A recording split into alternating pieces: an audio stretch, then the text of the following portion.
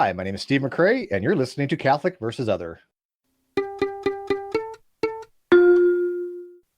So, just tell the listeners a little bit about yourself, if you would please, who you are, what you believe, and how you came to believe what you believe.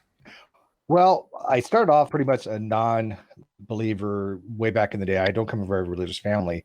I was baptized Mormon when I was 17, but wasn't a member of the church for very long. And then over a period of several decades, kind of developed my position to being philosophical agnostic, whereas somebody who doesn't take a position whether there is a God or is not a God, and that holds that nobody really has any knowledge either way if God exists or not. These things are, to me, are mostly belief positions. And people that believe that there are gods, I refer to them as theists. People that believe there are no gods, those would be atheists, and I don't fall into either category. Can you talk about the little smatterings of religious influence that you would have had as a very, very young child? Like I'm talking about when you reach the age of reason, where you know that you're alive. That kind of very early childhood thing. I think early on, maybe about the age of 7 or 8, I was involved with things relating to a church function, such as like Boy Scouts. And to me, it was more of a social event. People going to church, talking to people. And this was from my friend's church, nothing that I was raised that way. My mom was Jewish, my dad Protestant. But to me at the time, from I would say age to 17, whenever I attended any church related function, it was primarily for the social aspect of it rather than any kind of religious overtones to it. And was it always absurd and ridiculous to you, this notion that people would submit to one religious view over another? Or did you have sympathy for certain aspects of religiosity as you saw it? I was never like against the notion of there being a God, right? So even you have what's called friendly atheism, people that are atheists that are friendly to theists that have a God belief. I never took it as something to be completely out of the possibility. I never said to myself that is logically impossible because I see no logical impossibility of there being a deity. The people that propose there are no deities usually do so for physical or ontological reasons rather than logical reasons.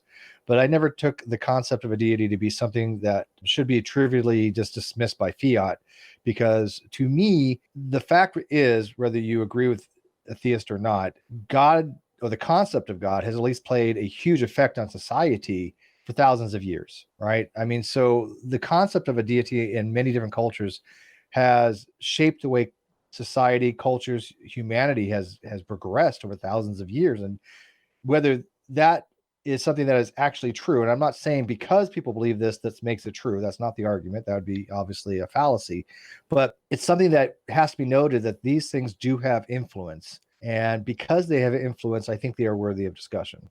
Like I said, I don't come from a religious family, and the only times I ever went to church was because of the social aspect. Until I was 17, I had what I perceived to be somewhat of a religious experience, and I decided to join the church because of that. But later on in life, I had to reevaluate my experience because I couldn't relate it to the conclusion that led to a deity. Okay. What church did you join at 17? Mormon. Oh, you independently joined it.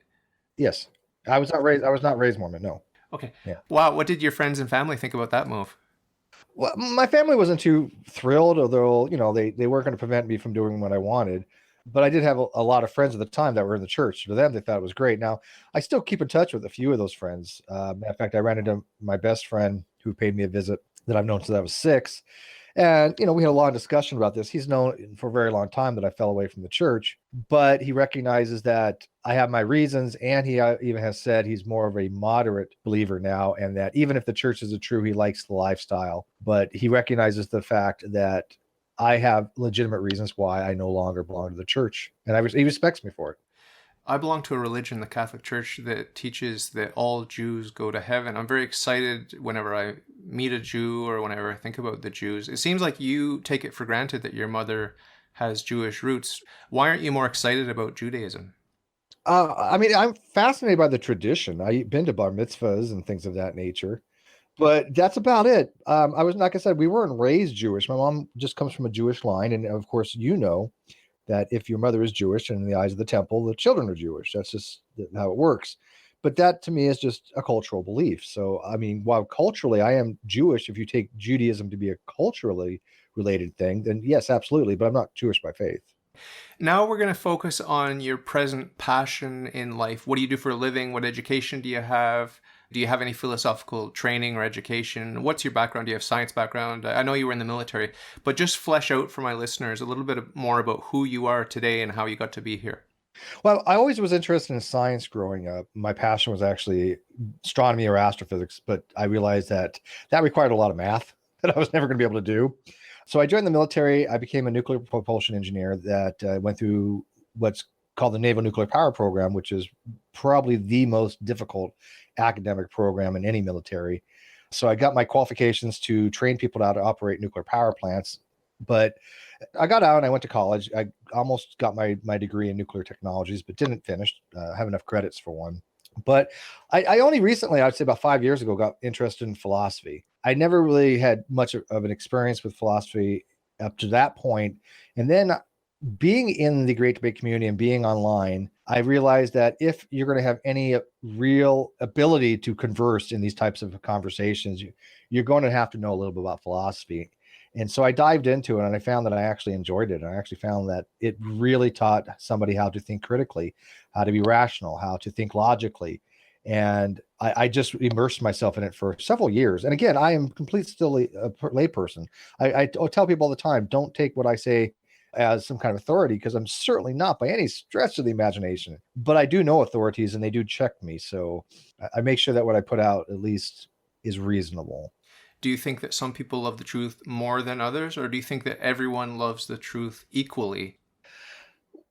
I usually approach a conversation that somebody has what's called the principle of rationality. And that basically just means that when you have these dialogues, I assume my interlocutor wants to be reasonable. I don't think that they're going to be going out of the way to be duplicitous. It's something called Grease's maxims, where you approach it with the principle of cooperation, such that the person you're talking to, you're actually trying to have a dialogue with. And so I like to believe that they really are trying to be rational. I don't think many people go out of their way to not be rational. Have I seen it? Yes. I know people that have gone out of the way not to be irrational, to be maybe trollish, perhaps, maybe possibly being a Poe. But it does happen. But those are not the people that I tend to have the conversations with, because I'm not interested in somebody who doesn't hold irrational thoughts. Because if you want to hold an irrationality, people can do that. But then what's the point of having a conversation with them? What are you trying to accomplish? If they don't have any guiding principles to try to want to learn things or to know what is true or to have a cogent framework, then I think you're just spinning your wheels with them. How do you navigate nice worlds like science and philosophy and truth while at the same time dealing with a human being who's very complex and may have baggage, may have been abused? I mean, I could be talking to someone who's anti-Catholic and they may have been traumatized by a so-called Catholic priest. How do you navigate that? How do you include that into the whole package deal in your pursuit, this cooperative pursuit of truth? Where does psychology fit in there for you? You have to take certain things into account when you're in any discussion. And I realize that people come to the table with baggage. Unfortunately, there's only so much can be done to tailor a conversation around that emotional response that people have. When it comes to things like the Catholic abuse cases, which I've discussed numerous times on air on both my channel and on social media, there have been people that have been victims of this. And of course, you have to have your heart go out to them, right? And even if they are still members of the Catholic Church, I am compassionate for them. I realize that something horrific has happened to them. However, I'm not a person to go out and advocate to go join the Catholic Church. Obviously, I do think that there's issues there. I have a very strong stance against what's happened with the Catholic Church, but I have to emphasize, it is not because of the religion, right? When people say, "Well, Steve, why are you against the Catholic Church?" I mean, that's anti-theism. It's really not. I'm not against the religion or the aspect of belief for the Catholic Church. What I'm against is what the Catholic Church has done when it comes to things like promoting not using condoms, especially in Africa, promoting things like having more kids than you can financially support, promoting things like covering up child abuse cases. Those things I'm against. And unfortunately, if the Catholic Church was any other organization, if some secular organization, they already would have been shut down. What is your day-to-day work? Why do you wake up in the morning excited to do what you do? And what is it that you do day to day? Well, I'm the co-host of the Non Sequitur Show. I also have my own channel on YouTube, but the Non Sequitur Show is on pretty much every day, sometimes even twice a day. We very rarely take any time off, and our discussions range from everything from having people come on to try to convince people that the moon landing was a hoax or the Earth is flat, or to people that believe for some reason that peeing on your leg will heal it, kind of thing. Now, we don't advocate these positions. Don't get me wrong. I'm a very staunch young Earth creationist. I'm a very staunch advocate of things like the theory of evolution. But we are an entertainment show. And if people want to come on and have a platform where they can at least be fairly moderated, if they think they have a good argument, we're willing to listen. Now, do we think that's going to change our minds? Well, probably not, obviously. But there's a difference between a good argument and a really, really bad argument, right? So we've had a mixture of both. But that's what I do full time, literally, is do that show. And if it's not too personal, or do you have a significant other or anything like that? Not that I'm aware of. Yeah. No, I've been single for a while now. I have a 13-year-old daughter that is the love of my life. I'm still really good friends with her mom. We were together 5 years, but we separated about 4 years ago. But no, I'm very content in my single lifestyle. What's your daughter's worldview currently? I would say she's probably a lot like me, more along the lines of an agnostic. We've had that discussion before. She vacillates between atheist and atheism sometimes. It depends on the time of day, but she's 13, right? But her mom is not a real believer. I'm not a real believer. And so she's been exposed to it because her grandma's a believer. But, we told her whatever she decides. And if she wants to ask me about these things, one day in any more detail, I'm going to give her my opinion on it. You strike me, we've only just met, but you strike me as someone very natural, very down to earth, very reasonable, very kind, very patient. That's the impression that you're giving me, very real. There is a tendency on YouTube to have a channel and to crank up the personality. Like, remember when I asked you to do the intro, I said, use your morning radio voice. There's a tendency in entertainment to say, hey, let's be full on all the time. Yeah. Do people make a conscious choice? Like, I'm going to have this sort of amped up personality, and another person might say, I'm just going to be very natural. Can you talk a little bit about those choices surrounding entertainment on YouTube and in social media and stuff like that? Yeah, I think it really depends on the person. To me, I have a very limited range. This is what you see is what you get kind of thing. I am this way in real life. There are people that know me in real life that have been on my shows that I go visit. They can basically say, yep, that's pretty much Steve. Now, when you do have a show, though, you've got to be entertaining, right? But I try to be that way in real life, too. So if the question is, are you any different on air than you are in real life? Not really. I mean, there's a very small range to be had there. But I do know people that are completely opposite of that. I mean, for example, I know a person that in real life, very reserved, very sweet. And then on air, very outgoing. I'm still sweet, but just a completely different type of person as far as being manic kind of thing, right? And so it really depends on the individual, I think. But no, I'm the same either way. I don't think that I have to do anything different when I'm on air than I do in real life, because what would I do anything? I don't have any skill set like that. I'm not an actor. But you did admit to me that you're on PEDs right now. Oh yeah. Well, I do like my coffee. Sure. Yeah. No, I gotta admit, I do some shows better with coffee than without, because not to make this as an excuse, but I took speech therapy for many, many years growing up. I had a very difficult time pronouncing certain words. I was a horrible speller, still am to some degree, but I always hated the way I spoke. I always hated the things that I said. It just never came out right. And especially when I couldn't pronounce certain words, I couldn't roll my R's. I can't say certain words with S's. So I would go to speech class. I'd be actually physically taken out of class, and I'd had to go to these speech classes. And that carries over even to this day, because I'm very self-aware of these things. But when I find that I have coffee, it doesn't really bother me as much. It still happens, but it just doesn't bother me as much. My elocution is a little bit better on coffee, sure. Yeah, I have a problem with R's and N's and M's. They kind of get stuck and muddled for me.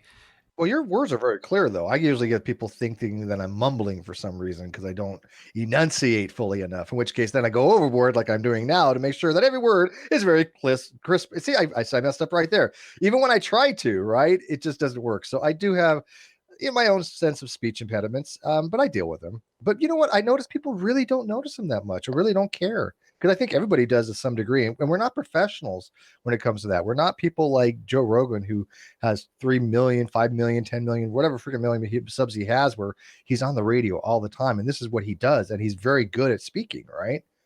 Do you listen to a lot of talking heads on YouTube or podcasters online?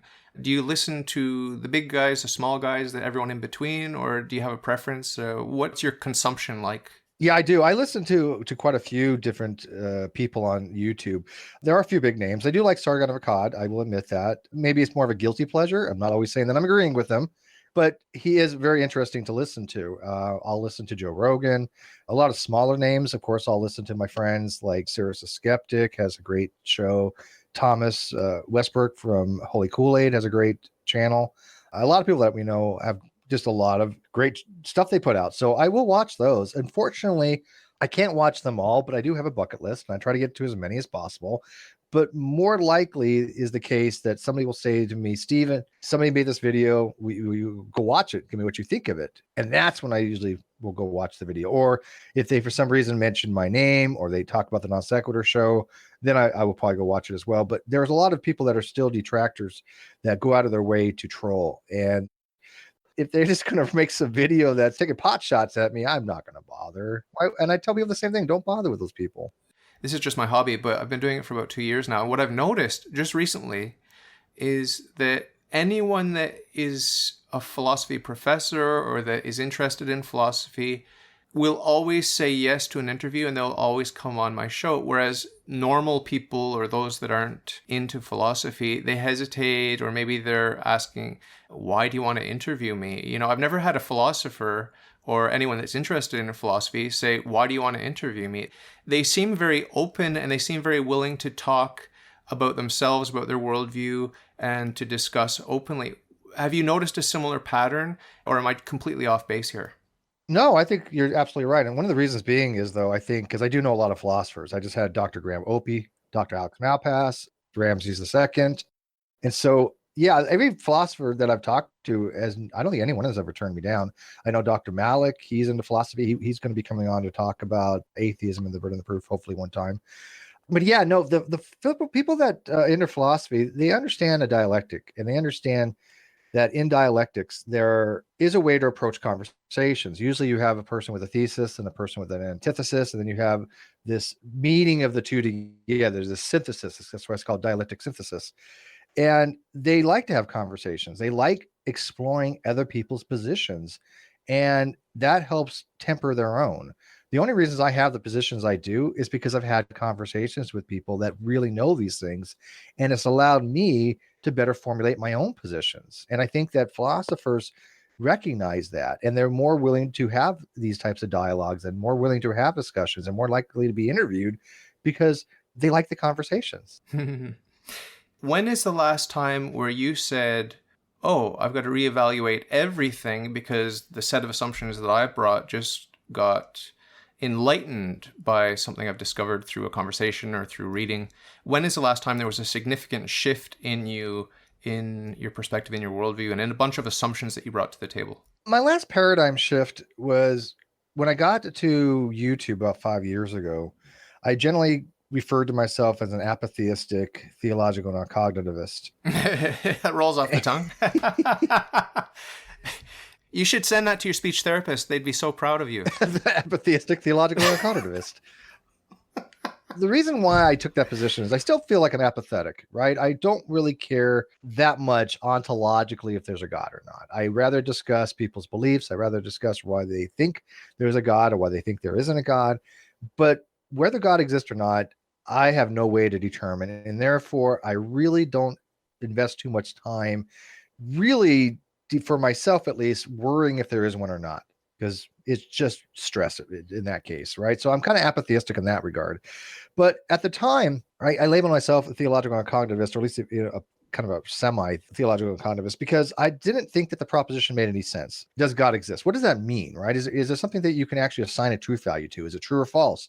A theological cognitivist would say, well, it's not even a proposition, right? Because what is the concept of God? What does that even mean, right? There's no definitive thing of what a God would be.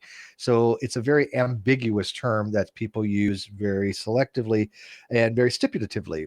But over time, I've changed my position on that. I think that it is completely a proposition. I think it is a valid proposition to ask. It can have a truth value. It could be true or false. And so I definitely changed my position on that. And I think now that theological cognitivists are kind of a little out to lunch on that now. Do you remember what prompted that change in you? A lot of discussions with people with Okay. with expertise in this area. Okay. Have you ever interviewed, well, you probably have, but do you remember any significant interviews with Catholics? Well, the only experience I have with Catholics, I give you two different experiences I had, and they're diametrically opposite from each other. Okay. The one experience I have with Catholics are from a group that's out there called the Red Pill Religion, led by somebody named Dean Esme, also known as Max Kolbe. He's a Catholic and he's a very vitriolic, bitter, just not a good representation of any type of religion, right? He's a very horrible human being. But on the flip side, I had a very dear friend by the name of Jade, who was the quintessential Catholic. I mean, she was the sweetest person I've ever known, very erudite, very educated, very articulate, and just knowledgeable about everything. And she was a fiatist, but she had a way of really expressing her beliefs well enough to justify them. And nobody that I know would ever fault her for her beliefs because she was a very scientifically minded person, but she still was able to justify her faith. And she was just a wonderful human being, right? Matter of fact, there are people in the community that was actually telling her that she was damned to hell because she was Catholic, right? And it's just like, why would you say something so vitriolic to somebody who's so sweet and so nice? That is not promoting religion. That is not promoting what Christ would even wanted, right? I mean, even if that's the case that you believe that somebody wasn't saved, to condemn them in such a public venue is just not appropriate. And unfortunately, when you have these types of discussions and they're very divisive, to say the least, right? I get that. But there's just certain lines you don't cross. Since my conversion 10 years ago, I haven't strayed, but prior to that, I was just going with whatever I read and I was entering into the worldview. Are you susceptible to influence based on ideas? When you read something, are you sucked in the way that I was prior to my conversion? No, not really. I look at things from a very rational type of position, right? I hate the word skeptic, right? People throw that word around. I'm a skeptic. No, you're really not. Okay. They confuse ordinary skepticism with things like academic skepticism, right? Or these are actually a philosophical position. That's actually a school of thought, or Pyrrhonian skepticism. But they just throw it out there as like, oh, well, I'm just not going to believe anything at face value. But isn't that pretty much everybody? Nobody believes anything at face value. People have a reason why they believe certain things, even if it's wacky, woo-woo kind of stuff. They have a reason for it. Most people just don't hear something and hold a belief that is true, right? I mean, yes, I'm a dosastic involuntarist, which means that I do not believe we choose our beliefs, but beliefs kind of choose us. But they still have a justification for why they believe the things they do. Well, at least they should have a justification. They have a reason, at least, at the very least. Maybe a bad reason, but they have a reason. I remember the moment I lost my faith at age 14, and I remember the exact moment I regained my faith at age 39. I was reading René Descartes' Discourse on Method. I came to monotheism through radical skepticism, and I'm still considering myself a skeptic. I'm ready to leave the Catholic Church right now if I have good reason to leave, right? But I want to talk to you as an agnostic about the radical doubt of René Descartes, I think, therefore I am. There is no reason to posit the existence of the external world or the other, or even of your own physical body. Have you gone down that rabbit hole into solipsism like I did? Or? No, and the problem with Descartes is it's twofold. One, when you say "I think, therefore I am," or "cognito ergo sum," the problem with that is you're presupposing the word "I," right? So you're already assuming that you exist by presupposing that pronoun of I, and that's one of the things that people have leveled against that particular adage of "I think, therefore I am." Not saying that it doesn't have any utility; it does, but it doesn't really give you a good proof that you do exist. And Descartes came from the perspective that God exists. You got to remember, his skepticism was predicated on the belief that God existed. No, but he put that aside, and he had to take a leap of faith from the position of hard solipsism, where the only thing he could be certain of was his own existence. It's just a leap of faith. That's all it is. That was more Kierkegaard, right? No, but I wasn't talking about Kierkegaard's leap of faith. I'm talking about the fact that René Descartes knew that he hadn't proved the existence of God in this context. He took it presuppositionally. Yeah, exactly. Yeah. Yeah, he took it But presuppositionally. that's a big difference, right? Yeah. But I was going to do a video on this one of these days, and I need to get around to it because it's such a fascinating topic about, can we say for certain that we are not a brain in a vat? Well, it depends on what presuppositions you start with. I think that's kind of a novel approach to anything. Now, could we ever have Cartesian certainty? No, but it depends on what framework we're using at, and if you allow for what's called epistemic closure or not. I believe in God because I'm not the source of my own existence. Either I'm God or God is God. So if God is not God, then I am God. So if I'm wrong that I'm not God, then I'm not wrong because I'm God and God is not wrong. Well, you're presupposing that there's something has to be out there that's called God. We can be an emergent phenomenon. Consciousness can be an emergent phenomenon. Emerging from what? It's contingent on the things that it's emerging from. That's the whole point. Well, of course, but there's three possibilities. It's called Agrippa's trilemma or Munchausen trilemma, right? And you're always going to end up in any axiomatic system with one of these possibilities. You're going to end up with circularity, axiomatic assumption, or infinite regress. And there's a very something similar to this, what's called the argument from contingency. And I'm sure you're familiar with that from Aquinas. So the thing with the argument from contingency boils down to three possible things. Okay. One, an infinite regression of causal relationships, right? So we are contingent beings, right? There's no metaphysical necessity for us to exist. I think that's not even contingent, right? So we're contingent beings. So we are contingent upon something else, and that's contingent upon something else. And you can have in theory, have an infinite regress of that. There's nothing illogical about that. Would you agree? Well, I disagree with Aquinas on that. I think that we cannot have an infinite regress because of the second law of thermodynamics. Why not? Entropy. But that's a physical limitation. I'm talking about logically. We're not talking about things that are constrained by rules of physics. We're talking about things constrained by ontological and metaphysical necessity. Okay, well, I'll grant you that the number line is infinite, but I'm not a number. But you agree that logically, there's nothing illogical about saying that there could be an infinite regress of contingency. I fully believe in infinite series, yes. Okay. The other option would be a finite regress of contingency that ends in something that is contingent. We would call that a brute fact. I don't believe in that. Okay. But it's logically possible. As a matter of fact, it's kind of the foundationalism approach, right? Yeah, the whole number series is one example of that. But I'm not a number. I'm body and soul. I'm not just soul. I'm body and soul. Okay. So that is a possibility, right? The other possibility is a finite regression with something that is metaphysically necessity. Yeah, that's my God. That's what Aquinas actually argued. But the biggest problem with that is when he argued this, he was arguing with the stipulation of what's called the principle of sufficient reason. Yeah. And one, I don't hold to that. Oh. But if you posit a deity for that metaphysical necessity that must exist, that's in all possible ontological worlds, or that is not contingent upon anything else, then what does it explain? Because if you're going to say that the argument resolves the question of principle of sufficient reason, it has an explanation for the universe, then God had two choices. One, he produced this world because of necessity, and they had no other choice to do so. He was constrained to produce this world out of all possible worlds.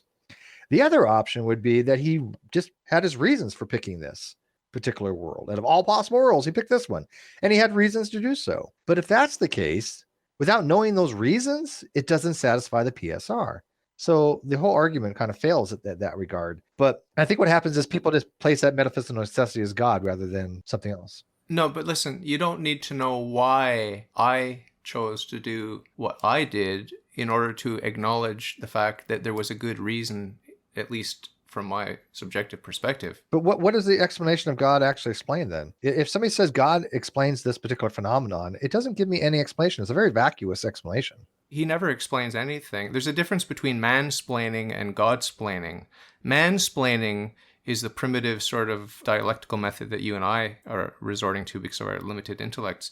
God doesn't resort to that. He doesn't need that. When you go to heaven, God willing, you're just going to say, okay, I see, because God will show you, God willing, if you make it to heaven. There's no explanation. Even in my Catholic faith, there's never an infallibility on the explanations or the reasonings behind the dogmas. We are presented with dogmas. We have to submit to them. And all the argumentation, all the political nonsense that surrounds it, all of the science that surrounds it, all of that is not protected by the infallibility of the church. They're only proclamations. There are no explanations. The explanations are sort of icing on the cake. So it's the same thing with God himself. But people do posit God for explanations, do they not? Well, I posit God as the explanation for everything. He is the source of everything that's good. Everything that is good to the extent that it is, and God supremely is, and everything's flowing from that. Everything is flowing from that. If we want to think about the evil side, the dark side of humanity, for example, a pedophile priest touching a child, everything about that is good to the extent that it is, but he's doing it wrong. Evil is not a thing, it's a way. So this philosophical approach will necessitate full submission to God's will, and it won't put us in a dilemma where we have to say, well, hold on now, if you're telling me that God must be good, then he's under constraint, therefore he's not free. We don't put the cart before the ox. What we do is we say that God is infinite in every perfection, and everything good flows from that, and we just have to orient ourselves towards that. It's very, very, very simple. And a lot of the sophistry and complicated arguments that atheists come up with, I'm not saying that you're an atheist, but a lot of the arguments that they come up with are really missing the point.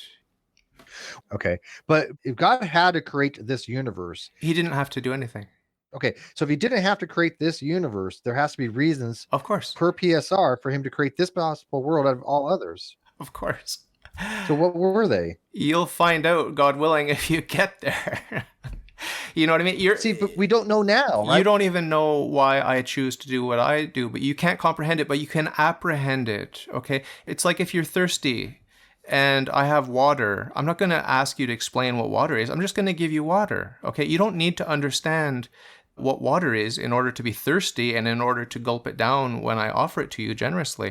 It's the same thing with our relationship with God. We don't comprehend him. We never will in all eternity, but we apprehend him. It's like going to the ocean. You don't put the ocean into a thimble. You can dive into the ocean, and that's what you're invited to do. I invite you to do that, and God's inviting you to do that. But I'm not here to preach to you, but that's basically the sort of point of view. No, I understand what you're saying, but the thing is if you're going to posit something as a metaphysical necessity, you have to give a reason to do so. And so, again, we decided there's only three options for the most part. I can't think of any other options in those three. I think it was A.J. Ayer who said that every statement is either nonsense or it's a tautology. I firmly believe that. Every good argument is a circular argument. How could it be otherwise? I get that it was a precursor to science, right? And I think that it had valid reasons why people held to logical positivism and verificationism. But those are antiquated things. Just like a lot of these arguments, a lot of these ontological arguments and cosmological arguments are antiquated. And I think the same thing with logical positivism. It makes no sense. Although I tell you what, I still see people using logical positivism. I reject it. But they don't call it that because they don't know what it is. But their mindset is coming from that position. What do you think about scientism? Because that's sort of what you're bringing to mind now, scientism, this sort of new fad. Do you think it's running amok a bit? Well, this is how I look at it. Science came from natural theology, right? And one of the stipulations of science is that it must hold to what's called methodological naturalism. It doesn't allow for certain supernatural causations. You can't have a natural phenomenon and then conclude that it had a supernatural causation in science. Now, you can in philosophy, right? But you can't in science. And that's one of the reasons that makes science so powerful, is because we don't want to say, oh, okay, well, this is caused by a demon. This is caused by a ghost. We want to find naturalistic explanations. The whole point is to find a natural explanation. And at the worst case for science, it just remains unknown if they can't, right? So it can never determine that something is a supernatural causation. And I think that has to be that way for science. But that scientific method only applies when you're trying to devise a hypothesis, experiment, and a theory. And I want to be able to test that explanation and have it repeatable and predictive. But that doesn't apply in philosophy at all. Why and how do you reject the principle of sufficient reason? And are you alone, or is there a whole pack of you wandering around? I think most scientists reject the principle of sufficient reason nowadays because of quantum mechanics. You believe in indeterminacy and randomness? No, I'm a determinist. Okay, you are a determinist. Yeah. Well, I mean, the one thing I hate about that particular argument is because all the positions have problems. But if I had to label myself, I'd go compatibilist. But that's not. But compatibilism is a deterministic position. But it has issues. Let's be realistic. It's having your cake and eating it too. Yeah. But again, there's no really good position when it comes to indeterminacy or determinacy. We can't comprehend freedom. We can only apprehend freedom. And if there's no freedom, then there's no morality. I think things are deterministic in nature. The way they look at an indeterminate thing would be, look at if there's no external influence to our decision making, right? If we're free to make a choice without any undue influence whatsoever, then we would have what's called libertarian free will, which I don't think exists. I don't think it's even possible. But a deterministic position would be, I'm going to make the same decision every time given the exact same conditions. And I think that is the case. So I don't think we have free will. I think we have will, which is the ability to make a decision, right? Don't confuse determinism with fatalism. Fatalism is that we're doomed to whatever it is that we're going to be doing. I don't believe in fatalism at all. But when you ask me about principle of sufficient reason, there is nothing in physics that says you have a cause, you must have an effect. It's just we had observed that to be the case, right? We observed an effect, there had to be a cause, right? But we know now when it comes to things like spontaneous fission, weak nuclear decay modes, that doesn't apply, because in one way of looking at quantum mechanics called the Copenhagen method, there is no information in that system prior to the event. There is no hidden local variable, they call it, that satisfies what's called the Bell inequality. And because of that, these models that says, okay, there might be information in there that we just don't have access to, right? We're not privy to that information. That's impossible. They've proven this many times over in experimentation. It's not proven. It wouldn't be a philosophical interpretation if it were proven scientifically. Well, the Copenhagen interpretation is a philosophical position. It's not a scientific fact. Right, but what I'm saying is they've proven that there is no local hidden variable model that could ever satisfy the Bell inequality. I think mathematically that is proven. Yeah, okay, there are hard limitations, but there are other philosophical interpretations of that reality that we're bumping up against in terms of our limitations. There is that interpretation of Schrodinger's cat where the cat really is in one state or the other before we lift the lid and look inside. There is that school of interpretation, the realist school, which I firmly belong to. If you're sympathetic to the Copenhagen interpretation, I think the best way to look at it is as a nominalist. Look at what is actually the case in each and every moment of each and every physics experiment that's ever been done on the quantum level. Look at the reality of that, and then look at the statistical graphs that people are charting out and matching. The statistics themselves are not the driving factor. The statistics themselves are simply a reflection of what we've observed. They're a reflection of our observance. They are not some high and mighty reality that transcends the reality of that cat that may or may not have been killed in the box. Do you understand?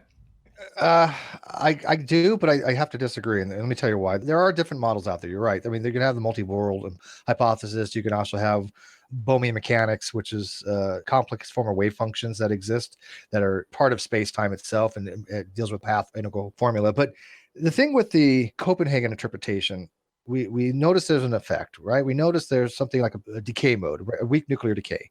That happens, and we know it's random, right? We understand that decay happens at random, right? If by random you mean not predictable with our limited capabilities, then sure. I believe, well, it's stochastic. Well, you can call it what you want, but it's a limitation on our ability to access the information. It doesn't mean there's no information. Yeah, I totally disagree with that. If that was the case, if there was something in that system that we are not privy to, for example, a cesium will decay, and I think it's cesium-133, but somebody can look it up. But cesium will decay, and you have one particle going up, one particle going down.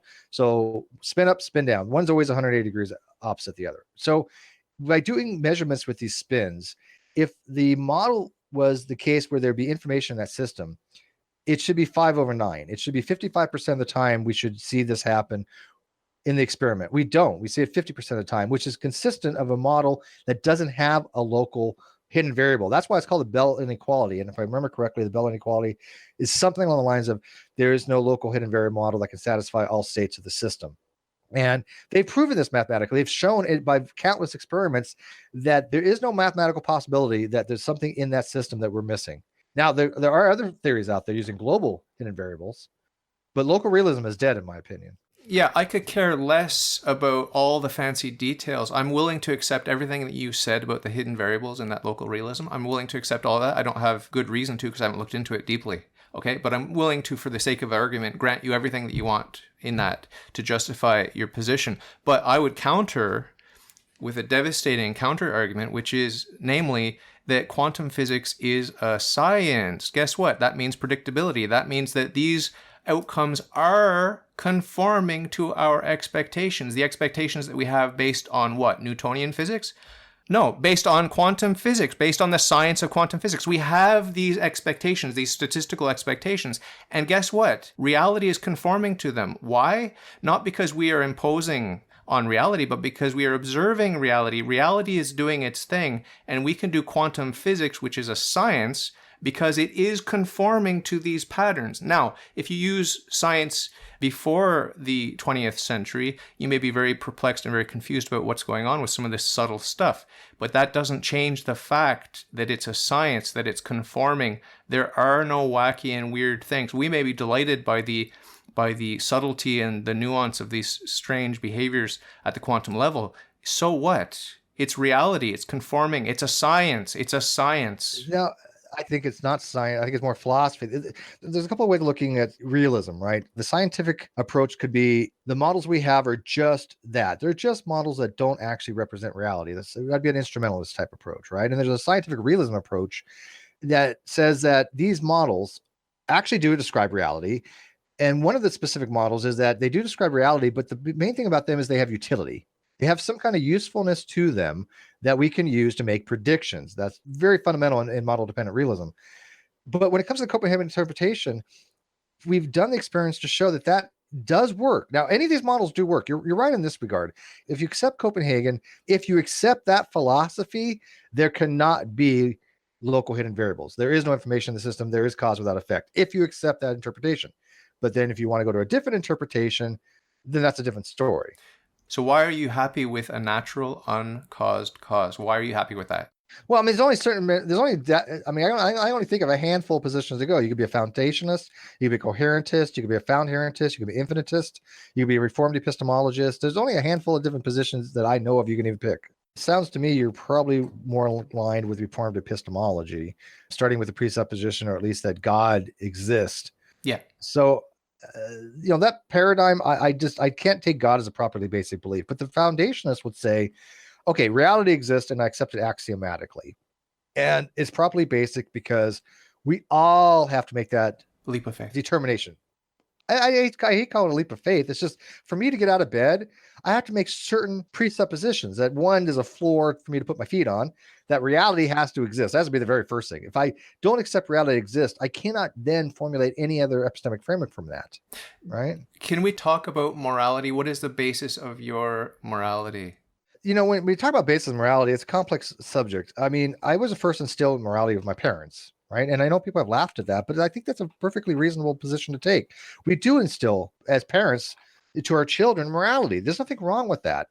My basis for morality is I tend to virtue ethics. I turn to virtue epistemology. However, I see benefits to appealing to other things. As being a pragmatist, I get to appeal to anything I want. I'm pragmatic, whatever works for me in the moment kind of thing. And there are reasons why I might appeal to consequentialism. There might be reasons why I appeal to utilitarianism. I'm reading up on contractionalism. What We Owe to Each Other. Ever heard of that? What We Owe to Each Other is by Scallion, T.M. Scallion. This is the Catholic notion of justice, giving everyone his due, including God, of course. Yeah, well, I mean, what determines right or wrong is if it doesn't really make a difference to me, for me to go out of my way to help somebody, is it a morally appropriate thing to do? Do we have a duty or obligation to do it, right? Is there a contract in society that we have a moral obligation to do what is best for somebody else? Or do we have an obligation by which is best for society as a whole, right? Utilitarian type concept. I'm not going to say which one's better than another. But if anything, I'm going to go to moral particularism, that things are specific to each instance and they have to be evaluated individually. Because if anything, I tend to moral error theory for my meta ethics, right? I mean, there's a huge difference between meta ethics and normative ethics. But I tend to error theory that there are moral facts, but they're all wrong. They're all false. They're all false because of instantiation problem. I wanted to talk about the dark side of the church, and so I could have a chance to defend my God and my church. But we'll do that another time. I hope you'll come back because it was so much fun, and we have so much more to talk about. But I do, at the end of my interviews, I do ask my guests to close the show with a nice little thought, something positive. What could you say to someone that's out there listening now? Just a little message of hope. You know what? I'll tell them from my personal experience. don't get locked into ideology. Don't get locked into groupthink. Don't get locked into a hive mind. It is never going to lead you to knowledge. It's never going to lead you to things that are true. There's always going to be splintering and factioning of various groups. Learn how to reason. Learn how to have simple rules of inference. Understand the difference between knowledge and belief. But the bigger picture is, don't believe something just because you're in a group. I see a lot of atheists who watch these things on YouTube, and just because some influential atheist says something, they take it by fiat that it must be the case. And unfortunately, a lot of those people are never exposed to the actual academics, the actual papers, the actual studies. And so when they're informed by somebody who does have a little bit of background or is erudite in this particular topic, there's a lot of entrenchment effect because they've been indoctrinated. And I use that word indoctrinated for a specific reason, because anybody can be indoctrinated. It doesn't have to be a theist, doesn't have to be an atheist. So when they say to a theist, oh, you're indoctrinated in religion, well, I've seen just as many indoctrinated atheists. And I know that sounds controversial, sounds counterintuitive, but it's not, because they do hold to tropes, they hold to platitudes, they hold to these mottos that just don't make sense, and they just rely on parroting what they've heard from somebody else. And the biggest advice I can give somebody is go read these things for yourself. The names that we mentioned, go read the stuff, go read Williams or Mills or Hume. I mean, unless you actually read these things for yourself, a lot of the stuff's just not going to make any sense. And I got to tell you, 5 years ago, I had a friend who was a PhD in philosophy who ran circles around me, and I didn't like it. And now I know why he was able to do that, because philosophy really does teach you how to think. It teaches you how to reason. It teaches you how to have a very good dialectic. Like we may not agree on certain things, but we had an actual dialectic. We had a conversation, and that's important.